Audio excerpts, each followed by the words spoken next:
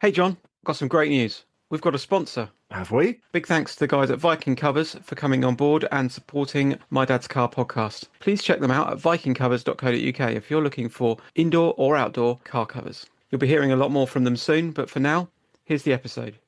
Welcome to my dad's car. Enjoy!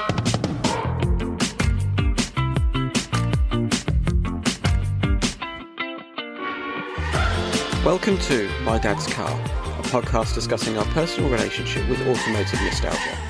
And you know what? It doesn't even have to be about your dad's car. It can be your mum's, your grand's, your parents', guardians, or even a neighbour's. If it made an impression, let's talk about it.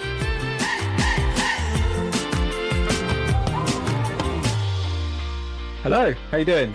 I'm good. How are you? I'm really sorry. It says it's Steve Coots. I'm not Steve. I don't look like Steve, but we share the same account, unfortunately. So it's going to appear like I am Steve. That's all right. It's not a problem. We don't put the video out. So Good. I'm not feeling my best today. So good.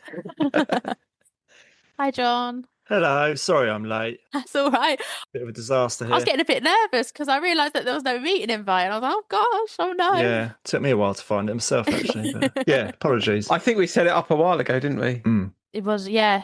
Gosh, I can't believe how quick time's gone. It seems like that was ages ago, but it was only, oh gosh. Presumably you're not Steve Coots, are you? No, I did mention that. I don't. Steve is the manager, the general manager of the charity, and we Right, share the got same it. Zoom account. For the benefit of the tape. Yeah. Yeah, just for the record. So yeah, for the benefit of the tape, we're joined by Gracie Haddon, and she's from StarterMotor Charity. So welcome along, Gracie. Thank you for joining us. Thank you for having me. Before we kind of dive into the dad's car, mum's car, etc., do you want to tell us a little bit more about the StarterMotor Charity, what it kind of does, who it helps, etc.? Because it's an interesting concept, I think. Absolutely. So we're a charity. We're based at Bicester Motion, and we were formed by Dan Yegan around 2019, so a few years ago now. He recognised that there was an issue with the sector. He was concerned about what's going to happen to his cars in the future and, you know, what needs to be done in order to keep his cars and the industry's cars on the road. Yeah. Welcome, StarterMotor. So, yeah, we're a charity based on Bicester Motion, and our purpose and our mission is to help the next generation find careers within the classic and historic sector. So we work with education initiatives in schools. So we host careers days on site for the local Bicester community to come in and speak to local specialists, and we bring specialists in on site to talk about their career journey and the breadth of opportunities available in this industry.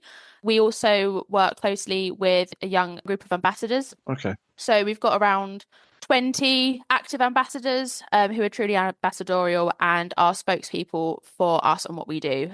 So we go to multiple events and we bring the ambassadors along to talk about their experiences and how we've supported them with work experience and placement opportunities. And we do that with our fleet of cars. Okay. So we've got around 8 cars on our fleet, ranging from a pre-war Austin 7 to a 2013 Morgan Plus 4. Nice. And they're sort of the things that the ambassadors can get hands-on driving, fixing, exploring, learning, and ultimately when we go to these events, get that spark behind the eyes and be that talking point and that enticing conversation to get people to come over and have a chat with us and see how we can support. Yeah. Because another thing that we do is supporting, obviously in general, we support young people navigating this wonderful ecosystem. That's the way that we call it. It's an ecosystem. Yeah. The classic and historic sector is just a subsidy of the wider automotive sector, but it needs a little bit more protecting. And, you know, the skills that are needed in this industry need to be looked after and valued. So myself and Steve Coots, the general manager of StarterMotor, we're very passionate about making sure that the young people know that when we talk about careers within the classic and historic sector, we're not just talking about engineering and mechanical works. Sales, marketing, insurance, auctioneering, you name it, it's needed in order to keep this industry thriving and to prolong it. So it's our responsibility. We all have a responsibility to do this. We all have a passion and a deep love for our cars, and we need to make sure that we are protecting the future to keep them on the road.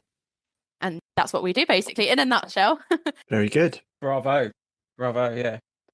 Yeah, we've kind of spoken about this before, and kind of a topic that's sort of close to our hearts. Yeah. Kind of in the business that I work in, classic car parts, we kind of have this discussion all the time about sort of the next generation. How do you get them into do it, etc. So yeah, I think it's great that there's a charity out there which is directly sort of focused on generating the careers, not just kind of waving some nice cars under people's noses and go, look, you can do this on a Sunday. Actually, exactly. This can be your career. I mean, that's all the community, and it's another thing that we speak often about.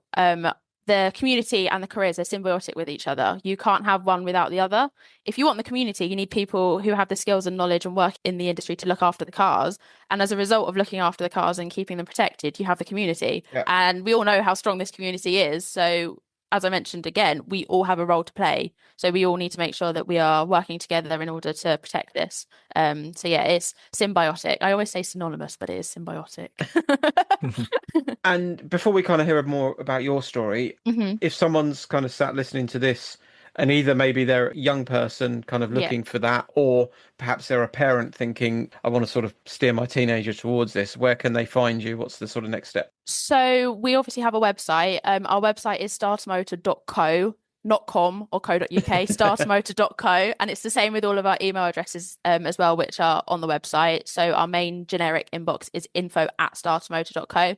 But we are on social media, all under StarterMotor Charity. So that's on Instagram, Facebook, LinkedIn. We will be launching YouTube next year, but that takes time. Yeah. So in the near future, you'll see us on that platform. But we're also appearing in lots of different magazine articles. We've got obviously supporters and patrons of the charity, and we work alongside them in extending our reach into things like articles with car clubs, with the brands, Hagerty, for example, they're one of our principal sponsors. So we work closely with the Hagerty Drivers Club magazine. And yeah, as I mentioned, the Morgan Sports Car Club, they are a key sponsor and a key supporter of us. And we work closely in their comms activities as well. So you'll see us starting to pop around in different places, but a direct place to go is our website and our social media channels. Nice. Fantastic. Yeah. That's great. So yeah, we'll kind of hear a little bit more about your story. What's your earliest car memory? So I was thinking about this, and my earliest car memory, I think I was probably around 4 or 5. We used to go camping in a campsite in Horsham. We had an old Airstream Caravan. Oh, wow. And it was a little village where this campsite was. And every summer, August bank holiday, they'd have a car show. And I remember going to the car show and I found a yellow Austin 7 because it looked like Brum. And I sat in this Austin 7 and there's a photo of me sitting in this car, trying to reach the pedals kind of thing. And I look back at that and I vividly remember this August bank holiday car show. And I remember that car very vividly. So I think that's probably my earliest car memory, sitting in the yellow Austin 7 because it was like Brum. Is Brum still in existence, or is that one long gone? Not too sure. I think it's long gone. It's a shame. But Brum, the little museum in the Cotswolds, I can't remember where it is, Borton on the Water, I think it is. There's a motor museum and Brum is actually there. All right. And I went to go visit that a few months ago and I was in complete shock and starstruck. Brum's sawn now off the road. Oh, poor thing. He's been busy. He's been doing a lot of things, I suppose. We'll give him a break. Be a barn find one day, won't it, with Johnny? I'm not sure that was actually the registration. No, true. So, yeah, obviously you went with the Airstream. What was towing the Airstream? What was the car? So actually, we didn't tow it. We stored it at the campsite. Okay. And the times that we did have to tow it around, we didn't have a big Jeep. And that just about managed to do that. Just about managed to tow it. It was one of the bigger ones as well. So it was quite long. Yeah. And yeah, I remember the very few occasions that we did have to tow it in the back of the Jeep. My dad frantically driving it, checking the mirrors, me and my sister in the back, just checking that the caravan was still behind.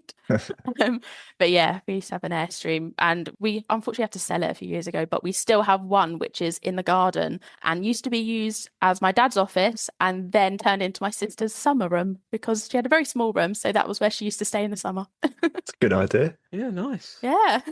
Bit of a hack, that one, isn't it? Turn your caravan into a summer room or an office. Yeah. So a friend of mine, shout out to Alex Lizarak, he started a business in Lincolnshire called the Lay-By Links, which is like a glamping type thing. But he's got an Airstream caravan, he's got a fire engine, a horse box, and like a 70s American RV, but he's converted them all so you can stay in them. Gosh, that is so cool. And he's got, I don't know, a couple of acres or something at home. And it's basically sort of in this wooded area at the bottom of his garden where he's got these vehicles parked. They're all sort of landscaped. They've all got wood-fired hot tubs. I love it. They've all got kitchen areas. They've all got kind of proper bathroom suite. I have to pay a visit. Air conditioned. Oh, that's something that was definitely not in our Airstream air conditioning. It had like the big unit at the top, but I don't think it had worked since like the 70s. Excuse my lack of knowledge in caravanning, but what's the Airstream? Is that just like a model name? Was that a specific? The Airstream. It's like the big metal one. The big metal polished ones. Oh, right. Okay. You know what? You've probably seen them recently because they're always food vans at the minute, which is really sad to see. But so Wallace and Gromit had one, didn't they? The sort of thing he had? I can't remember now. Oh no, I'm not too sure. I can't see one in my head. You'll know it if you see a photo of it. Yeah. Okay. We used to have all sorts of caravans as well. We used to have a Shasta. So like the top was red, the bottom was white. We used to take that to Goodwood, and then we had a camper van, which was an Estafette, like an old French Renault. Okay, I was going to say Renault. Nice. Yeah, and then my dad built a teardrop. Okay. He just built one. He got an old trailer and sort of used the design and made his own sort of teardrop-esque caravan. So yeah, caravans are a big part of my life as well. So car-wise, you mentioned your father. Yeah. Does it come from him? Is he the reason you're into cars? Yes, absolutely. I mean, so my dad used to write books. He wrote books on caravans, camper vans, and classic cars. Oh, wow. Okay. So that's where the caravan, well, he wrote 7 in total, and it ranges from caravans, camper vans to pedal bikes, motorbikes, and scooters and things like that. Good stuff. So my childhood was spent traveling around to visit all of the owners of these motors, bikes, whatever. We used to listen to their stories. We had a photographer with us. He'd take the photos, and my dad would write up the stories and present it in this coffee table book. It was the Michael series. So there was Michael Classic Car, Caravan, Camper Van. And yeah, so a good few years, 10 years of my childhood was spent in the back of a car and driving to all of these places around the UK and Europe. I remember doing my homework on a Sunday night in the Eurotunnel after being in Paris for the day. But I think it's no surprise that I'm where I am now doing what I'm doing in this industry because of how big of a part of my life it was. Yeah. And the communications aspect as well, because obviously my role is marketing and events and my passion is communication. I think listening to all of those stories and, you know, hearing the emotional connection, the value that these cars or caravans or whatever it was had to them, it must be what sparked my love for communicating and sharing stories, albeit that in a different way now. But, you know, it still sort of stems back to that. Is your sister into cars as well? She's got an appreciation, but she hasn't got the career drive yet, I don't think, for working in the industry. So she's a few years younger than me. She's in university at the minute. And she's also doing a communications course. So maybe the communications thing has spread there as well. Yeah. But we've got a classic car of our own that she loves to go in passenger rides in. I took her to Silverstone Festival a few weeks ago, and it was actually really sweet to see that spark come back in her and her to, because that was our childhood, car shows, summer holidays, like that's all it was. And then it wasn't for a good few years. We all grew up, things happened, life moved on. And to bring her back and to sort of be back in that environment, it was really lovely to see, actually. You know, she got to sit in a few cars and I see the eyes light up and I was like, this is what we lived for God knows how long. So it's good to bring that back. Nice. Fantastic. What have you got? So me and my dad share an Austin Healey Sprite. Oh, cool. Yeah. A 1970. We bought it a few years ago. There was sort of a period where we didn't actually have any classic cars for a bit. And then a year and a half ago now, we found the sweetest old man you've ever met in your life who had this car in his magnificent estate. My dad stumbled upon it on a bike ride and I was like, oh my God, I need to go have a look. Got talking to him. And yeah, a few weeks later on my dad's 50th birthday, we were driving it home and Mo is the name of the car. Mo is now a permanent member of our family that we take on many adventures. Fantastic. Nice. So, yeah, let's go back to kind of, your cross-European trips or whatever, going to visit someone. Mm-hmm. Do you remember kind of obviously, you're a bit younger than us, so you might have been in kind of more modern vehicles for sort of moving around. But, yeah, what were you in? Did you have the radio on? Did you have music on? Was there sort of a... Yeah, so... You know what, actually, it was a lot of stories. So it would be in the car. We'd hire a car to drive down to Brussels or whatever we'd be going for the day. Okay. To get to the ultimate shoot location. But in the car, it was me, my sister, my dad, my mum, and the photographer, Lyndon.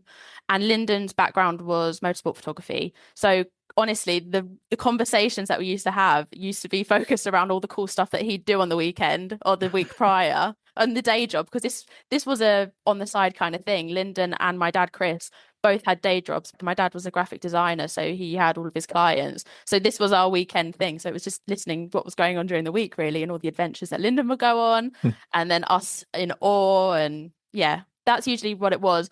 But we did obviously have a little bit of music, and it usually was a bit of Jamiroquai. Okay. Yeah, very cool. Nice. Yeah, a bit of Jamiroquai and a bit of Moby. That was the go-to playlists. Nice. Can you remember any of the stories that Lyndon told? Is there anything which is kind of sticks in your head? He used to tell us a story at Silverstone many, many years ago when he was at the beginning of his career. He told us about this photo that he took one time of the British Grand Prix weekend where there was a track invasion, and it was of one person. I think he was Scottish because he had like the Scottish hat. I don't know the name of it. Forgive me for that. But he invaded the track, and there's a really iconic photo of the man on the track with the cars in the background, and Lyndon took that photo. And I remember he took me a few years ago when I sort of really, really realized that this is the industry that I wanted to work in. And, you know, I had a passion for motorsport. He took me to the Silverstone Museum, and we were walking around the museum, and his photo was there, and I was looking at it, and I was like, this was the photo that I used to hear about in the car. Amazing. In the Silverstone Museum. I don't know if it's still there, but it was there. And I remember him telling us about that, because it's a fun little thing that I like to tell my friends now when I'm at the track. Do you remember neighbours or friends kind of at school or anything with kind of interesting cars growing up, or cars which maybe sort of had an influence over you? Kind of things where you went, oh, that's cool, or that's different, or... So obviously seeing all these owners and hearing all their stories, there's always one that stands out, and it was for a little Triumph Herald. So it was for my nan's friend actually had the Triumph Herald. It was this gorgeous white, beautiful thing. And I remember going to visit her, and unfortunately her husband had passed away, so it was hers, and you know, she'd go in this car to reminisce about the times, and that's just something that has always stuck with me. And now the car that I want, obviously I share the Sprite with my dad, the car that I really want is a Herald, and I do think it stems back to that, because once again it's like the emotional value and the connection to it. Like that's something that's always stood out. Okay. But I remember like coming into school and telling my friends about all of these stories and stuff, and they would be interested because it's quite a cool thing to talk about. When I'd say, oh yeah, I just spent the weekend with like Paul Smith with his bike, and we were going to go see Jamiroquai in his car collection kind of thing. But I don't think like it's something that was very unique for me and my sister growing up, so no one could really relate. And when I talk about it now and I really think back, I'm like, wow, that was a really cool time. Like I don't think I can't think of anyone else who would have the exact same experiences that I did, and the things that I do on the weekends, the people that I go to see, the places that we go to visit. Like it was just so unique, and I'm very grateful for it. And you know, yeah, it's just some incredible memories. Does your mum drive at all, Gracie? She drives a normal car, not a classic, unfortunately. Well, she is on the insurance for Mo, our Sprite, but I don't think she's driven it. But she obviously has like all these memories. I remember her telling me about how when she was in Australia, she drove around in like a Triumph Stack. And, you know, there's obviously like that connection still. And you see the old photos of her in her cars. And yeah, it's very nostalgic. And I think that's a really important, one of the most important factors, I think. I think there's something quite lovely. You mentioned your kind of grandmother's friend. Yeah. Something quite lovely about kind of an old person driving an old car. Yes, it really is, because to them, like that's my generation's normal cars, obviously the modern cars that you see on the road. But when you see a classic on the road and you see who's driving it, the one thing I love about them is when you get into these cars and you drive them, because I've been lucky to drive a whole incredible range of different cars, you know that they have a whole story behind them and they've lived a whole nother life. And you're prolonging that life by giving it new adventures, and it does have a personality. You have to learn how to drive the car. You have to double clutch it. You know, you've got to figure out how it works, and you really connect with it. It's really weird to a non-car person to probably hear about this, but like you really do have to feel the car and that emotional connection with it. Yeah, sorry, I got off on a bit of a tangent. No, it's fine. We had a guy, Ed Jenkins. He said there's something cool about driving a car that's older than you. Yeah. And I think that is kind of interesting. I've had a few kind of older cars. I had a 1976 Polo for quite a few years. Oh, lovely. And that had like its original long wave radio. And what I really used to like about that was you could only get old fashioned music. So you could get Capital Gold or something. So you'd drive it and you'd be listening to music of the time. Yeah. Like at one point, whoever bought that new would have probably driven down a road. It wouldn't have been the same one, but they'd have had the Rolling Stones on the radio or Yes. whatever. It's like, okay, I'm sort of following a similar footsteps to the person who chose that car originally. Yeah. And that's just what's so beautiful about it. I mean, I don't know if they still make cassettes for modern music. I think they do for some people, but even just having CDs or cassettes in a car, like it's just a whole new experience, isn't it? Like it all adds to everything, I suppose. Yeah, I've still got CD players in my cars. Same. and boxes of CDs everywhere. I had a colour a while back. But... I know, I've got my dad's old CD case thing in my car with the Jamiroquai and Moby CDs that we used to listen to on the journeys. Perfect. Yeah. I've got a carrier bag with like 25 mixed CDs in there that are all the sort of pen is scratched off, so it's a real sort of lottery as to what rubbish you're going to get when you put one in. That's did you say you went to Jamiroquai's house, JayKay's? We were going to. We planned on going to, and Jamiroquai is still my favorite artist of all time, and we were planning on going to his house, and unfortunately, a few days before we had to cancel it. 7-year-old Gracie was absolutely distraught. But we actually met him at a Porsche event a few months after, and he was so apologetic. And we met him, we got a photo with him. So it all worked out in the end. But the plan was to go to his house and have a look at his collection. Yeah. And get his collection in the book. But hey ho, it is what it is. I'm over it. How many cars has he got? He's got like barns, hasn't he? Too many. Yeah. Well, there's no such thing as too many. No. A nice collection. Yeah. Is there, from the vehicles that you kind of went to see as a child, are there any particular cars? You mentioned the Herald. Is there anything kind of, money, no object, you'd go, well, actually, I'd really fancy one of those? A Herald. Wow, okay. Because of that connection. And, I just have an attachment to Triumphs, I think, because I was talking about this with Steve earlier, and I was like, I'd love a TR4, because we saw one drove past in our office, because our office at Bicester Motion looks out into the airfield, and there's a road that goes out across. So often we hear a sound and we're like, what is it? Yeah. It's like Bentley blower from Kingsbury, or, it's a TR4 or whatever. And we saw a TR4 yesterday, and I was like, I think I'd also have a TR4 in my collection. But then saying that, the other day I did bid on an old Spitfire on eBay, so... Oh, really? I was having this chat with my dad the other day, actually. Because it used to be my dad. I remember my dad, we'd find these random cars or whatever, and it would be a phone call to my mum, and my mum being like, no, you can't have this, you've got enough rubbish or whatever. Now it's me ringing my mum and dad being, if I win this, can we store this in the garage? So the baton's been handed on to me from my dad. And your dad, I'm guessing he's fairly hands-on, so if you bought something that needed some work, he'd yes, get stuck in. Yeah, I think that's a generic thing as well. I don't think we've ever had someone come in to fix something in our house. He does it all. But with the car especially, when we are not mechanically trained in the slightest, at all whatsoever. So since getting our car, we've had to learn. And I think that's another really exciting thing, because obviously with StarterMotor and the ambassadors. So my role at StarterMotor, I used to be an ambassador, and I've been full-time now for the charity for 3 months.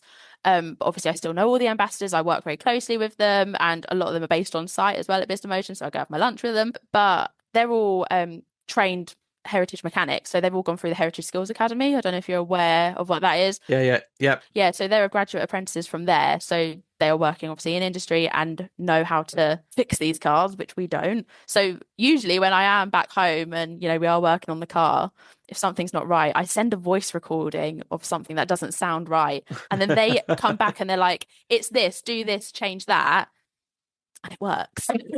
And it's incredible. It's very handy to know these people. But me and my dad, we are learning. We've changed a few things on the car. I'm no stranger to being under the car, changing something, because, my dad can't fit under the car or whatever. So, I'm in the footwell, whatever. We've changed slave cylinders. We've sorted out ignitions and stuff. So, yeah, got a Haynes manual. We're learning. Great. Yeah, fantastic. And, the Triumph Herald, it's funny, isn't it? Just, it's not always the sort of the supercar or whatever. No. That turns your eye. It's the emotional meaning, the connection. I think as you get older as well, you start to realise that, when you're a kid and you've got whatever on the wall, as you get older, that's not a good idea, is it really? Let's be honest.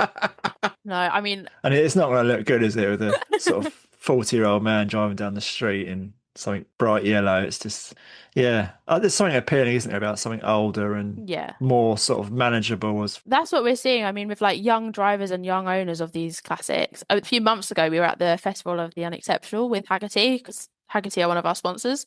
And that was an incredible event. I've never been to it before. I didn't go last year, but it was really, really nice to see the young people there and the fact that they were driving in their own cars, but they were driving in like old GTIs and things like that. So like classics that may not be like, from the early 60s, 70s or whatever, but to them, it's something different, it's something unique, and it still has that history and that heritage, albeit it's a bit later and a bit more modern. But it's just nice to see that it is going down the generations and, the future is getting protected. There's still lots of work that we need to do, and we are doing, but there is hope.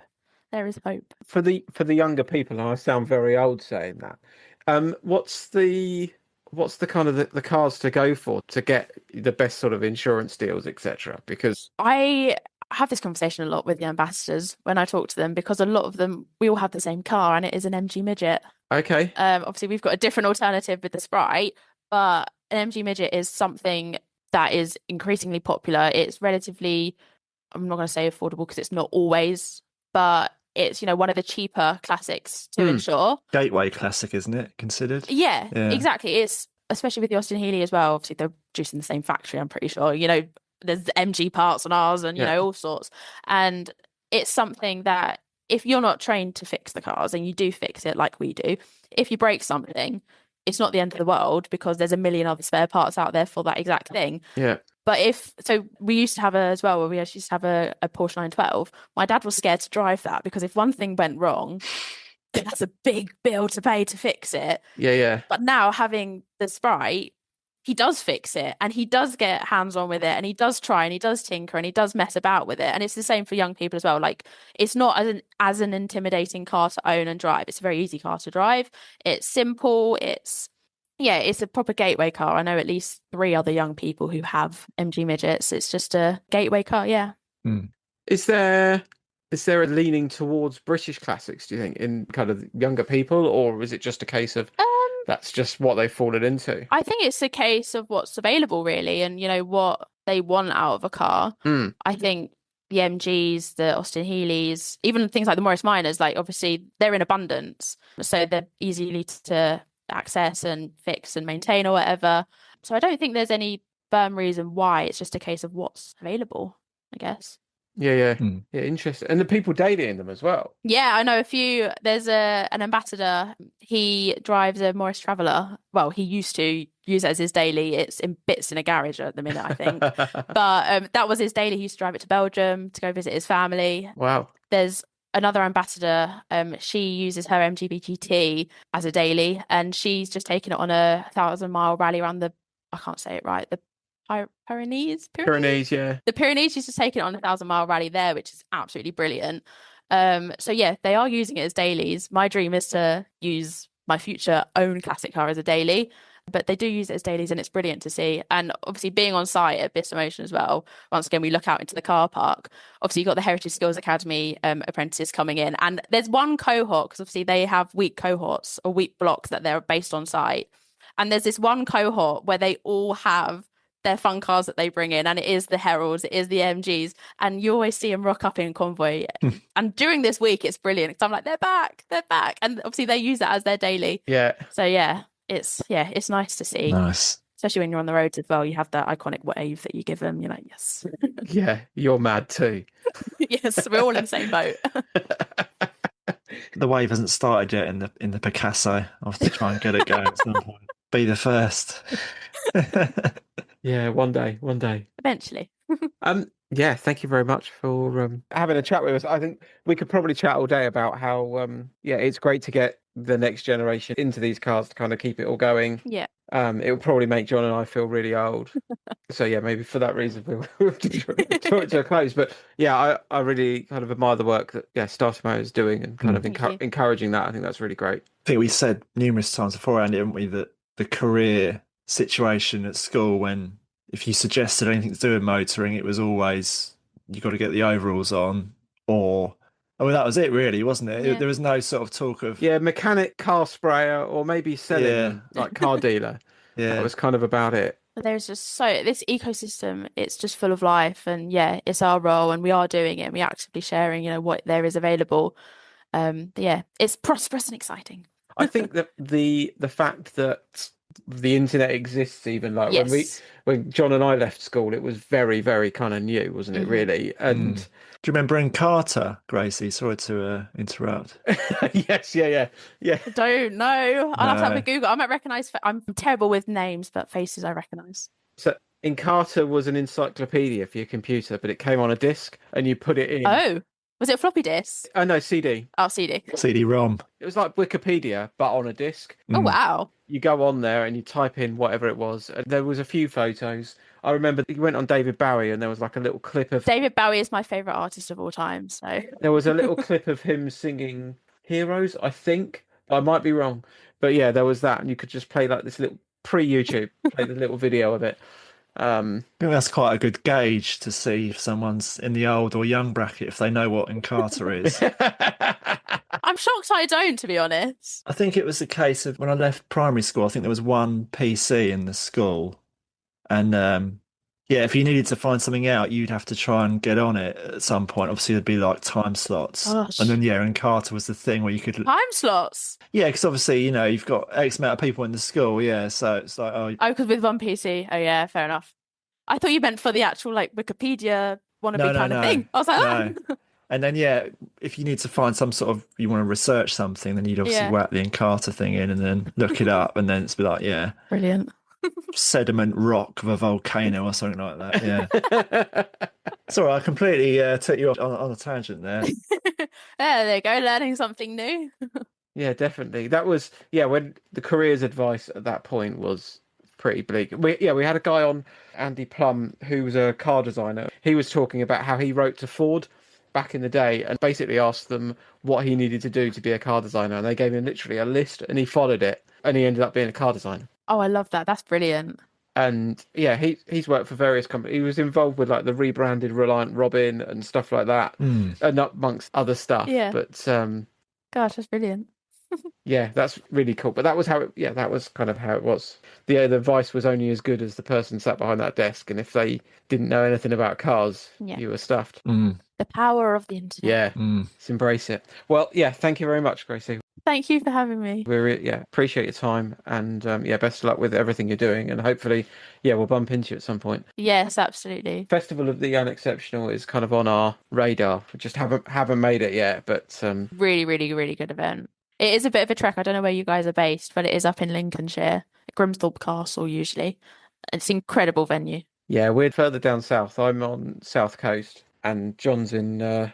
Is it London or London, Kent? Southeast London now, New Money. Yeah. Yeah. Oh, nice. So I'm sort of from Essex area, if the accent Okay. can tell. Right. So yeah. Cool. So yeah, thanks for joining us. Brilliant. Thank you very much. Cheers. Take care. Bye. See you later. Speak to you later. Bye. Cool. There we go. He's a nice bloke, wasn't he? If I edit that out, then that's going to sound the first bit. That's going to be really weird. Yeah, that's good. Yeah, it was nice chat. There wasn't a lot of my dad's car, as we kind of say, but it isn't all about that. It is about kind of the chat that goes with it, and obviously the work that she's working on with StarterMotor to encourage younger people into careers and sort of hobbies, etc., which are around old vehicles, which is really great. Yeah, absolutely. Yeah, it's something that we would, well, like I've just said a minute ago, it's all something that is needed, isn't it? And the more sort of awareness there is with regards to how many different avenues there are in motoring in terms of careers, and the better, really. Absolutely. Yeah, absolutely. I think, Airstream Caravans, look them up, but yeah, they're iconic. You'll have probably seen them at Goodwood and stuff. Kind of the polished silver, sort of long snail sort of shape type things. But yes, yeah, I know. Yeah. Pretty impressive bits of kit. A small mention for the Porsche 912, which is basically an old 911 but with a 4-cylinder engine in it. But still expensive-ish to run, and a fair bit of value to be whizzing around in. So yeah, the Austin Healey Sprite, or the Midget, a bit more sort of wallet friendly. Yeah. So yeah, that's really cool. Thank you very much to Gracie for joining us. Absolutely. Okay, we'll wrap this up. Roll the credits. Thank you for listening to My Dad's Car. I hope you enjoyed the show. Please support us. Buy us a coffee and subscribe. And tell all your friends.